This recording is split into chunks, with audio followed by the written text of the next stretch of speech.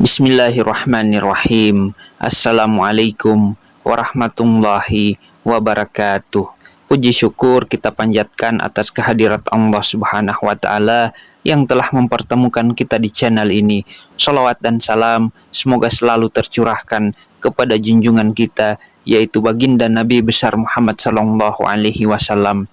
Allahumma sholli ala sayyidina Muhammad wa ala ali sayyidina Muhammad. Kaum muslimin dan muslimat yang dirahmati Allah Subhanahu wa Ta'ala, salat subuh memiliki nilai yang tinggi dalam syariat Islam. Bahkan Rasulullah Shallallahu alaihi wasallam mendoakan langsung umatnya yang menunaikan salat subuh. Orang yang menunaikan salat subuh juga disaksikan oleh para malaikat. Akan tetapi ada bacaan atau surah pendek yang tidak dianjurkan dalam melaksanakan salat subuh. Lantas, apa keutamaan salat subuh? Bacaan surah apa yang tidak dianjurkan di waktu subuh? Benarkah malaikat menyaksikan langsung ketika kita menunaikan sholat subuh? Simak penjelasannya berikut ini.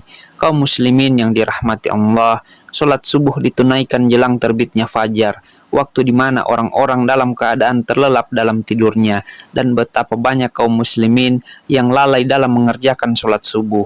Mereka lebih memilih melanjutkan tidurnya ketimbang bangun untuk melaksanakan sholat. Karena itulah Rasulullah Shallallahu alaihi wasallam mengkhususkan sholat subuh dengan berbagai keistimewaan, dan sholat subuh bahkan memiliki sifat-sifat tertentu yang tidak terulang pada sholat lainnya. Saking istimewanya, orang yang mengerjakan sholat subuh didoakan langsung oleh Rasulullah Shallallahu alaihi wasallam. Hal ini sebagaimana disebutkan dalam sebuah hadis. Rasulullah Shallallahu alaihi wasallam bersabda, "Ya Allah, berkahilah umatku selama mereka senang bangun subuh." Hadis riwayat Imam Tirmizi, Abu Daud, Ahmad dan Ibnu Majah. Apabila Rasulullah Shallallahu alaihi wasallam berdoa, maka tidak ada perantara di antara Rasulullah dengan Allah, sebab Rasulullah Shallallahu alaihi wasallam yang paling dekat dengan Allah.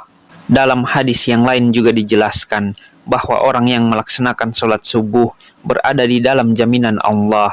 Rasulullah Shallallahu alaihi wasallam bersabda, "Siapa yang menunaikan sholat subuh, maka ia berada dalam jaminan Allah."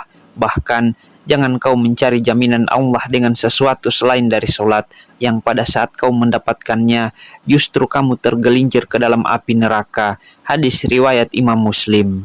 Dan apabila Allah Subhanahu wa Ta'ala yang memberikan jaminan, maka manusia sulit untuk menjangkau dan menebaknya. Di antara janji Allah bagi hambanya yang taat menunaikan ibadah sholat subuh adalah kelak di surga nanti akan melihat Allah Subhanahu wa Ta'ala. Hal ini sebagaimana sabda Rasulullah Shallallahu alaihi wasallam, "Kami sedang duduk bersama Rasulullah Shallallahu alaihi wasallam ketika melihat bulan purnama. Beliau berkata, 'Sungguh kalian akan melihat Rabb kalian sebagaimana kalian melihat bulan yang tidak terhalang dalam melihatnya. Apabila kalian mampu, janganlah kalian menyerah dalam melakukan sholat sebelum terbit matahari dan sholat sebelum terbenamnya matahari, maka lakukanlah." Hadis riwayat Bukhari dan Muslim. Dan di dalam Al-Quran juga telah dijelaskan bahwa sholat subuh merupakan waktu yang paling baik untuk mendapatkan rahmat dan ridho dari Allah Subhanahu wa Ta'ala.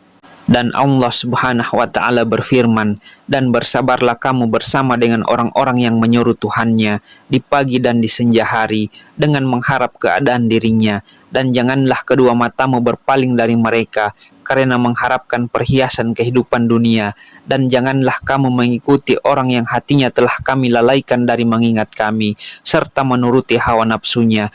Quran Surah Al-Kahfi ayat 28.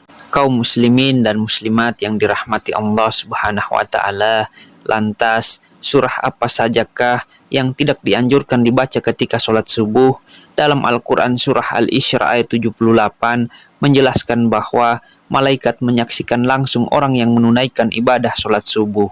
Dari tafsir ayat tersebut, para ulama menyimpulkan bahwa pada saat sholat subuh, setelah bacaan Al-Fatihah, disunahkan membaca Al-Quran yang panjang, baik itu surah ataupun ayat, di mana tradisi nabi-nabi terdahulu yang kemudian dilanjutkan oleh Rasulullah Shallallahu alaihi wasallam dan para sahabat, tabi'in, dan salafus soleh juga membaca ayat-ayat ataupun surah yang panjang. Oleh sebab itu, ketika menjadi imam sholat subuh, maka dari itu seorang imam sholat subuh setelah membaca surah Al-Fatihah, janganlah membaca surah pendek, apalagi super pendek, seperti Al-Ikhlas, Al-Falaq, dan An-Nas. Ini bukan masalah sah dan tidak sahnya dalam bacaan sholat, melainkan masalah untung dan rugi. Perkara sah sudah pasti sah, akan tetapi rugi karena disaksikan oleh ribuan malaikat. Maka sangat sayang sekali jika hanya ayat pendek yang dibacanya, karena apabila semakin banyak huruf-huruf Al-Quran yang dibaca dalam melaksanakan sholat subuh yang disaksikan langsung oleh ribuan malaikat, maka akan menambah catatan amal kebaikan kita yang disampaikan kepada Allah Subhanahu wa Ta'ala melalui para malaikat. Dan Rasulullah Shallallahu Alaihi Wasallam seringkali menunjukkan contoh-contoh bacaan sholat subuh yang menandakan syarat akan makna tertentu. Ada beberapa riwayat Rasulullah Shallallahu Alaihi Wasallam disebutkan sering membaca surah Al-Waqiah, surah Ad-Sur, surah At-Takwir. Rasulullah Shallallahu Alaihi Wasallam juga membaca surah Ar-Rum, surah Yasin, dan surah As-Safar. Kaum muslimin dan muslimat yang dirahmati Allah Subhanahu wa Ta'ala, Allah telah menyampaikan pahala yang luar biasa bagi mereka yang membiasakan dirinya untuk melaksanakan sholat subuh tepat pada waktunya, dan pahalanya bahkan sebanding dengan sholat semalam suntuk. Janji pahala ini sebagaimana sabda Rasulullah Shallallahu Alaihi Wasallam, barang siapa yang sholat subuh berjamaah, maka seakan-akan dia telah melaksanakan sholat semalam suntuk. Hadis riwayat Bukhari. Memang sebagian orang lalai mengerjakan sholat subuh karena malas bangun pagi, padahal secara ilmiah, bangun pagi dan menunaikan ibadah sholat lebih baik daripada tertidur pulas dan malas-malasan. Di dalam ilmu sains juga menjelaskan, pembuluh darah manusia akan mengembang pada tengah malam terakhir sampai menjelang siang. Kemudian secara berangsur-angsur, sekumpulan sel darah akan mengumpal pada dinding pembuluh sehingga terjadi penyempitan. Inilah yang mengakibatkan tekanan darah tinggi. Dari segi medis pun, mendukung aktivitas pagi untuk kesehatan tubuh. Sholat subuh yang memicu orang bangun pagi juga akan menjadi penerang pada hari kiamat, hari di mana orang-orang akan ketakutan. Rasulullah Shallallahu Alaihi Wasallam bersabda, berilah kabar gembira bagi orang-orang yang berjalan di kegelapan menuju masjid untuk mengerjakan sholat subuh dengan cahaya yang terang benderang pada hari kiamat. Hadis riwayat Abu Daud, Tirmizi, dan Ibnu Majah. Sholat subuh yang dilaksanakan pada pergantian malam dan siang dimulai menjadi hal yang disukai para malaikat, karena pada saat itulah mereka sedang bertugas. Maka dari itu, mereka yang melaksanakan sholat subuh pada awal waktu, maka akan disaksikan langsung oleh para malaikat, baik itu malaikat yang bertugas pada malam hari maupun di siang hari. Allah Subhanahu wa Ta'ala berfirman, dan dirikanlah sholat subuh. Sesungguhnya sholat subuh itu disaksikan oleh para malaikat. Quran Surah Al-Isra ayat 78. Kaum muslimin dan muslimat yang dirahmati Allah Subhanahu wa Ta'ala, itulah beberapa keistimewaan sholat subuh. Semoga kita semua dimudahkan untuk melaksanakan sholat subuh secara berjamaah, yang pahalanya begitu besar, sehingga lebih baik daripada dunia beserta isinya. Amin, amin ya rabbal alamin.